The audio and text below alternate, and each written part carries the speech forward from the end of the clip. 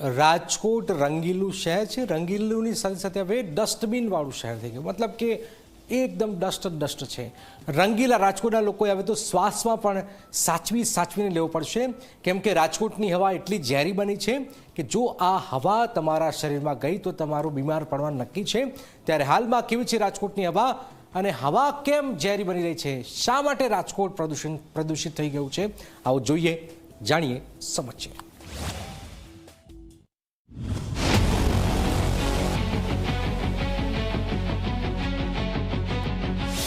સાવધાન, હવા પ્રદૂષિત છે.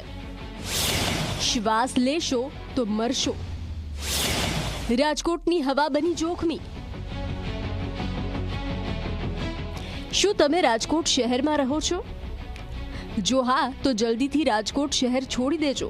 આવું અમે એટલા માટે કહી રહ્યા છીએ કેમ કે રાજકોટ શહેરમાં શ્વાસ લેવો એ મોતને આમંત્રણ આપવા બરાબર થઈ ગયું છે.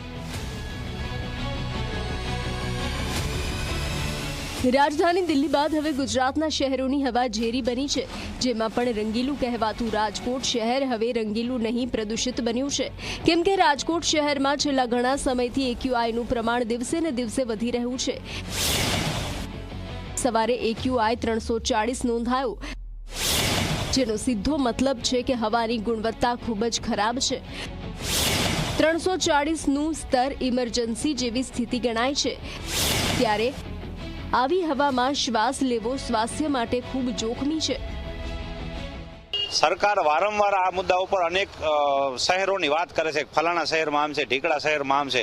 આપણું રાજકોટ રંગીલું છે અને રંગીલું રાખવા માટે અત્યારે કોઈ પણ સરકારે કોઈ પણ વસ્તુની કાર્યવાહી આમ તો નથી કરી, પણ આ દિવસે ને દિવસે રાજકોટનું પ્રદૂષણ એટલું બધું વધતું જાય છે કે મોટી ઉંમરના લોકોને શ્વાસ લેવા માટે બહુ તકલીફ પડી રહી છે. તમે જુઓ, સવારમાં મારા જેવા લોકોને આટલું પ્રદૂષણનો સામનો કરવો પડતો હોય તો મોટી ઉંમરના જેને શ્વાસની તકલીફ છે એની શું હાલત થતી છે? તો હવા છે છેલ્લા ઘણા સમયથી પોલ્યુશન વધારે થાય છે. સવારમાં જે લોકો વોકિંગમાં વહેલી સવારે નીકળતા હોય અને પોલ્યુશન પણ વહેલી સવારે જ વધારે હોય છે. એટલે આમ જોઈએ તો જે લોકો વોકિંગમાં નીકળે છે એને વધારે ખતરો છે. બીજા નંબરમાં આમ જોઈએ તો શહેરની આજુબાજુમાં ઘણા બધા મોટા ઉદ્યોગો આવેલા છે. જો ઉદ્યોગોની અંદર જો ભઠ્ઠી છે, બીજા પોલ્યુશન માટેના ઘણા બધા છે, પણ જો આ બંધ નહીં થાય તો ક્યાંક ને ક્યાંક માનવ શરીર માટે ખતરો રૂપ સાબિત થાય છે. એટલે અમે એવું કહીએ છીએ કે ભાઈ આ પોલ્યુશન છે એ બંધ થવું જોઈએ. રંગીલા રાજકોટ શહેરમાં છેલ્લા 15 દિવસથી AQI 300ની આસપાસ નોંધાઈ રહ્યો છે. રાજકોટમાં AQI 340 હોય તો તે સ્વાસ્થ્ય માટે અત્યંત જોખમી ગણાય છે. આ સ્તર ગંભીર સ્વાસ્થ્ય ચેતવણી દર્શાવે છે અને તેને ઇમરજન્સી જેવી સ્થિતિ માનવામાં આવે છે.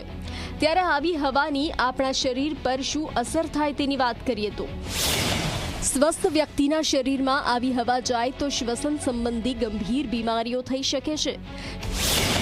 શ્વાસ લેવામાં તકલીફ થાય અથવા બેચેની થવા લાગે. શ્વાસ નળીમાં બળતરા અને ઉધરસની સમસ્યા વધી શકે. બાળકો, વૃદ્ધો, અસ્થમા, હૃદયરોગના દર્દી માટે ખૂબ જોખમી કહેવાય છે. અસ્થમાના દર્દીઓને ગંભીર હુમલો આવી શકે છે. હૃદયરોગના દર્દીને વધુ ગંભીર અસર થાય છે, કેમ કે આવા દર્દીને હૃદયરોગનો હુમલો આવવાનું જોખમ વધી જાય છે.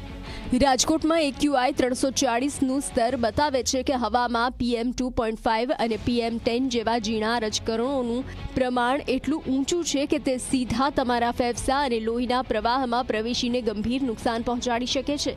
ત્યારે આવી સ્થિતિમાં ઘરમાં રહેવું જ ઉચિત ગણાય છે. જ્યારે પાર્ટિક્યુલેટ મેટર વધારે હોય વાતાવરણમાં, એ આપણા નાકમાં થઈને ફેફસા બગાડે. પરંતુ એ જે અમે નોટિસ કર્યું છે ને, એ મોર્નિંગ સેશન જ્યારે ઠંડક હોય ને એવા ટાઈમમાં જ AQI વધારે આવે. એટલે ટૂંકમાં આપણા જેટલા ચોક છે ને, રામદેવ પીર ચોક છે, પછી માધાપર ચોકડી છે કે પછી નાના મવા ચોકડી છે, એવા બધા જ્યાં ચોક જ્યાં ખૂબ ટ્રાફિક એટલે કે થતો હોય એવા બધા વિસ્તારોમાં વધારે આવે છે. હાલ રંગીલા રાજકોટની જે સ્થિતિ છે એ જોતા લોકોએ સાવચેતીના પગલાં લેવા પડશે, જેમાં ઘરની અંદર જ રહો અને બારી બારણા બંધ રાખો. શક્ય હોય તો બહાર નીકળવાનું ટાળવું જોઈએ. ખુલ્લામાં કસરત, દોડવું કે જોગિંગ સંપૂર્ણપણે ટાળો. ઘરમાં એર પ્યોરિફાયર હોય તો તેનો ઉપયોગ કરો. અસ્થમા સહિતના દર્દીઓ દવાઓ તૈયાર રાખજો. જો બહાર જવાનું થાય તો N95 માસ્ક અથવા તેનાથી સારી ગુણવત્તાવાળા માસ્કનો ઉપયોગ કરો. રાજકોટમાં તંત્રની બેદરકારીના કારણે જ હવા જોખમી બની છે. આડેધડ થતા બાંધકામ, સતત ધુમાડો ઓગતી ફેક્ટરીઓ સામે કોઈ કડક કાર્યવાહી ન કરવાના કારણે જ હવા ઝેરી બની છે.